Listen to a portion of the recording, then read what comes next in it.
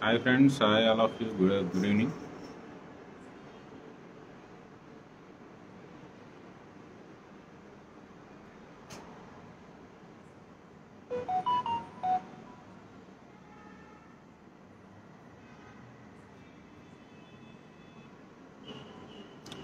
Topic ఏంటంటే స్పెసిఫిక్గా ఇందాకే ఒక పేపర్ షేర్ చేశాను. మనకి ఫ్రాన్స్ నుంచి ఏఎక్స్ఐ యూనివర్సిటీ అని చెప్పి ఒక పేపర్ పబ్లిష్ చేశారు. వాళ్ళు ఏంటంటే ఏడీ మీద డెల్టా వేరియంట్ ఏడీ మీద పేపర్ పబ్లిష్ చేశారు.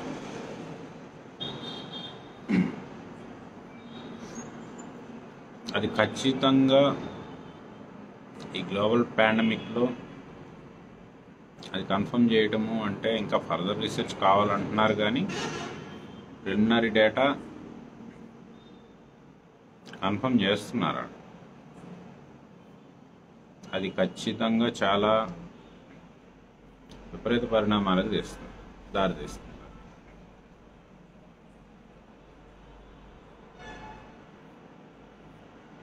ఏడీ అనేది చాలా డేంజరస్. అది డెంగ్యూలో వస్తుంది, ఇంకా రకరకాల వీటిల్లో వస్తుంది.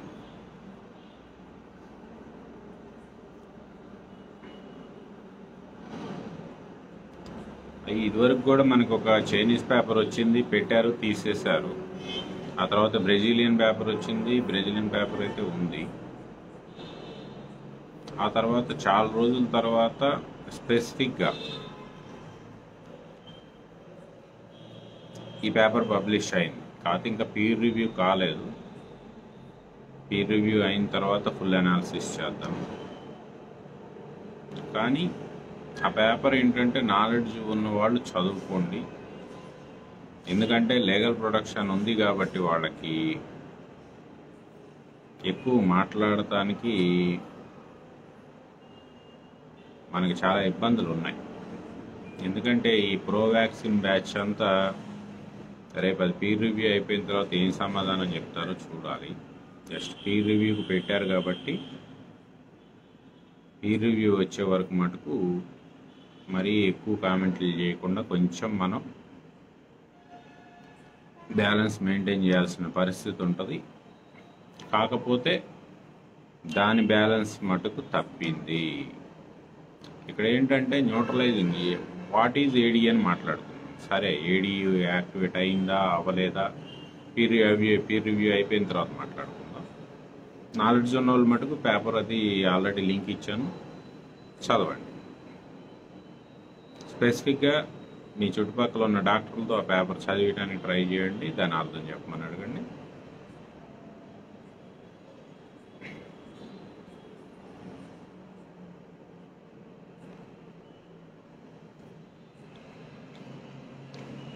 కాకపోతే ఏడీ ఇదేంటంటే మనకి యాంటీబాడీస్ వస్తాయి అంటారు కదా.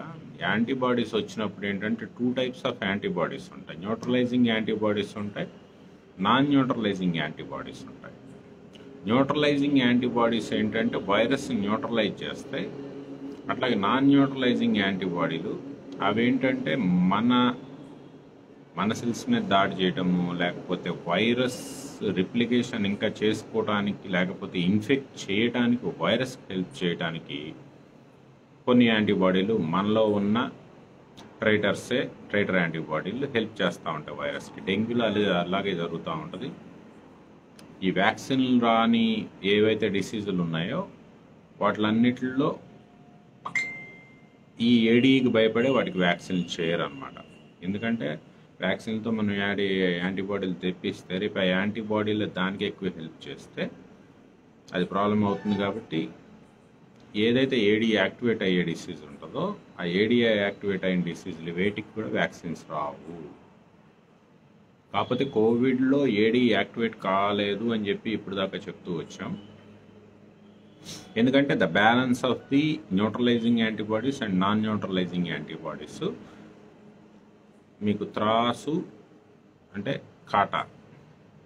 న్యూట్రలైజింగ్ యాంటీబాడీస్ ఎక్కువ ఉంటాయి, నాన్ న్యూట్రలైజింగ్ యాంటీబాడీస్ తక్కువ ఉంటాయి. అసలు పూర్తిగా ఏడీకి హెల్ప్ చేయట్లేదని కాదు, నాన్ న్యూట్రలైజింగ్ యాంటీబాడీస్ కూడా కోవిడ్లో D614G నుంచే వస్తున్నాయి. ఈవెన్ ఈ పేపర్లో చెప్పింది కూడా అదే. కాకపోతే డెల్టా దగ్గరికి వచ్చేసరికి బ్యాలెన్స్ తప్పింది. The weightage of the non neutralising antibodies increase అయ్యాయి, న్యూట్రలైజింగ్ యాంటీబాడీస్ తగ్గిపోయాయి. దానివల్ల ఏమవుతుంది అంటే, ఒకటి మీకు ఇక్కడ సింపుల్గా నేను చెప్పడం ఏంటో సింపుల్గా చెప్తాను. ఇప్పుడు మన దగ్గర ఒక AK-47 ఉంది. దాంట్లోంచి ఎగ్జాంపుల్గా చెప్తున్నాను, మన దగ్గర ఒక గన్ ఉంది. ఆ గన్లో నుంచి మనం నిమిషానికి 10 బుల్లెట్లు కాలవగలుగుతాం.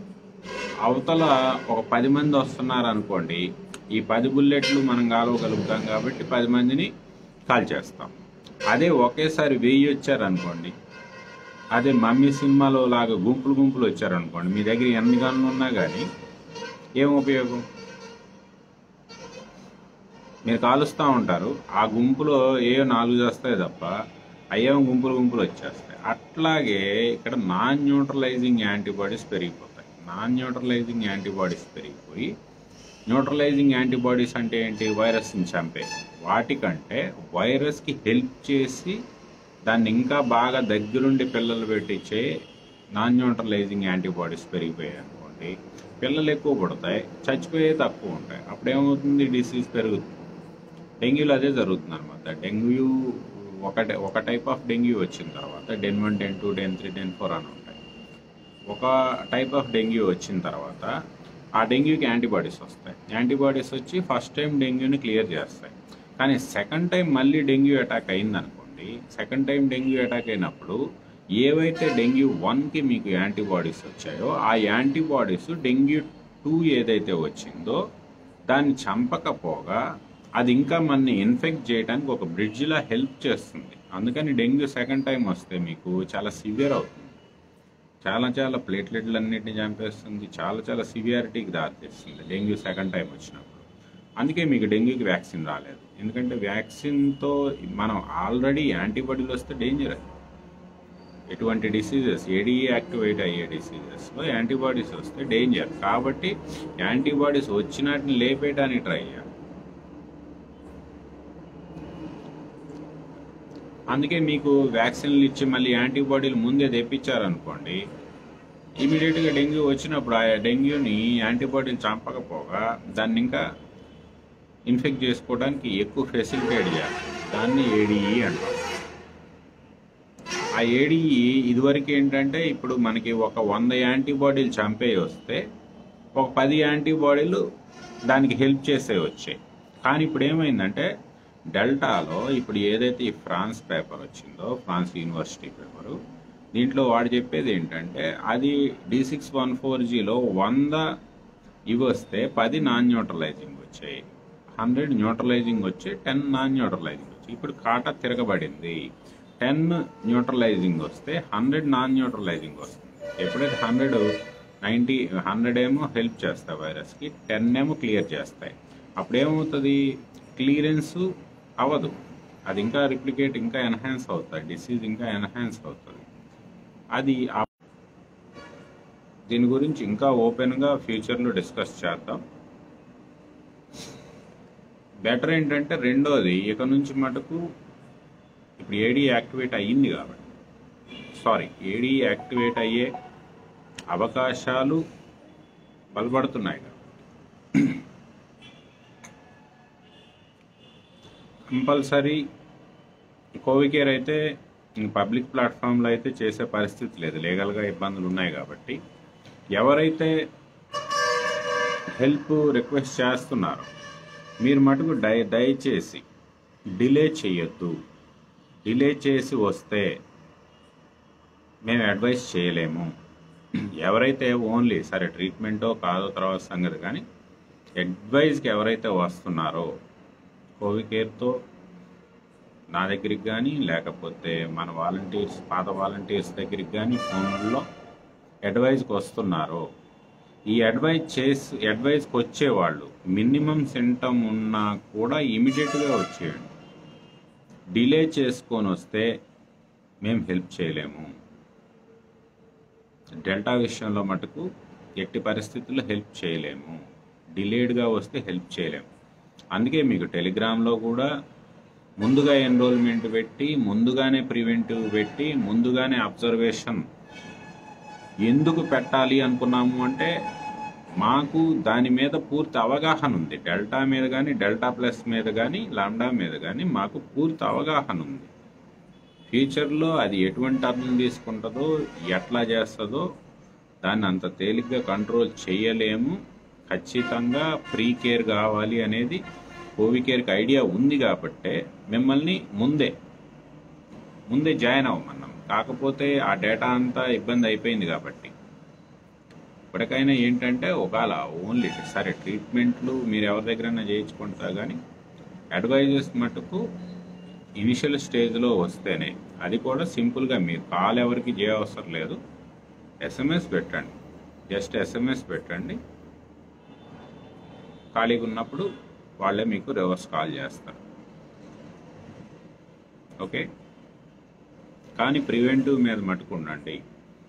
ఇప్పుడున్న పరిస్థితుల్లో కంపల్సరీ బయట తిరిగే వాళ్ళ మటుకు వర్స్టైన్ మీదకి వెళ్ళిపోండి. వర్స్టైన్ ఖచ్చితంగా వాడండి ఇప్పుడున్న పరిస్థితుల్లో.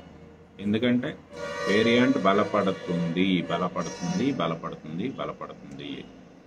నిన్న అప్డేట్లో మనం కాలు3 సెల్స్ని ఇన్ఫెక్ట్ చేస్తున్నాయని మాట్లాడుకున్నాం. AC2 రిసెప్టరే కాకుండా కాలు3 సెల్స్ నుంచి కూడా ఇన్ఫెక్ట్ చేయగలుగుతుంది అని మాట్లాడుతుంది. ఈరోజు యాంటీబాడీని బిల్డ్ చేసుకొని కూడా ఇన్ఫెక్ట్ చేయగలుగుతుంది అనే పరిస్థితి మనకి ఏడీలో కనపడుతుంది. అటువంటప్పుడు ఏంటంటే ఇన్ని రకాలుగా అది మల్టిపుల్ టార్గెట్స్ చేసుకుంటూ వస్తుంది కాబట్టి మనం కూడా ప్రివెంటివ్ ఎందుకంటే ఇన్ని విధాలుగా వచ్చేసేది అది అష్టదిగ్బంధనం చేయడానికి ట్రై చేస్తున్నప్పుడు మనం కూడా ముందు జాగ్రత్తగా మ్యాక్సిమం ఎట్మోస్ట్ కేర్ తీసుకోవటం మంచిది.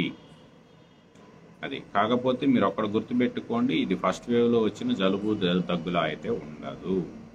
కానీ బయటికేం తెలియదు. ఒక 1 వీక్ తర్వాత మటుకు చాలా ఇబ్బంది పెట్టేస్తుంది. కాబట్టి ఏంటంటే ముందుగానే ప్రివెంటివ్ మటుకు డెల్టాకి కానీ, డెల్టా ప్లస్కి కానీ, లాంబ్డాకి కానీ రేపు మళ్ళీ B621 అని ఒకటి వస్తుంది, B1621 అని ఒకటి వస్తుంది. వీటితో మటుకు మీరు ఖచ్చితంగా ప్రోటీన్ మిక్స్ ప్రొఫ్లాక్సీగా తీసుకోవాలి. ఫెనుగ్రీక్ ఎక్స్ట్రాక్ట్స్ తీసుకోండి బెటరు. మెంతులు నానబెట్టుకోవటం కంటే కూడా ఇంకా ఫెనుగ్రీక్ ఎక్స్ట్రాక్ట్కి వెళ్ళిపోండి, ఎందుకంటే డోస్ ఎక్కువ దొరుకుతుంది. అట్లాగే కొరస్టైన్, వరాక్సిలిమ్ ఇండికమ్ కూడా మ్యాక్సిమం పీపుల్ యూజ్ చేయడానికి ట్రై చేయండి. ఎందుకంటే బయట తిరుగుతున్నారు కాబట్టి ఎంతో కొంత మీరు ఇన్కమ్ తెచ్చుకుంటున్నారు కాబట్టి దానికోసం వెళ్తున్నప్పుడు దీన్ని దొరికిపోకుండా ఉండాలి అంటే మీరు ఖచ్చితంగా మటుకు ప్రొఫ్లాక్సీ మీద మటుకు ఉండాల్సిందే. ఎందుకంటే నేను రిపీటెడ్గా ఇవి చాలా చాలా డెరిగేటివ్ మాటలు, వీటి మీద టార్గెట్ చేస్తారు. కాకపోతే వాళ్ళు రియలైజ్ అయ్యే టయానికి జరగాల్సిన డ్యామేజ్ జరిగిపోతుంది.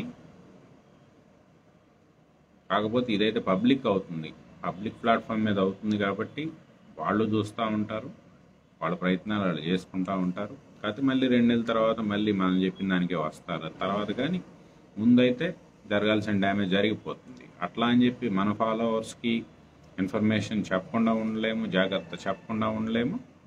మళ్ళీ దీన్నే వాళ్ళు భయపెడుతున్నామని చెప్పి వేరే రూట్కి తీసుకెళ్తానికి వాళ్ళ ట్రైల్ వాళ్ళు చేసుకుంటారు.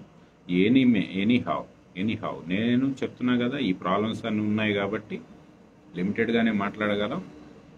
ఎందుకంటే మనం సుల్తాన్ బజార్లో కూడా ఒక రిటర్న్గా ఇచ్చొచ్చాం కాబట్టి we have to abide by that.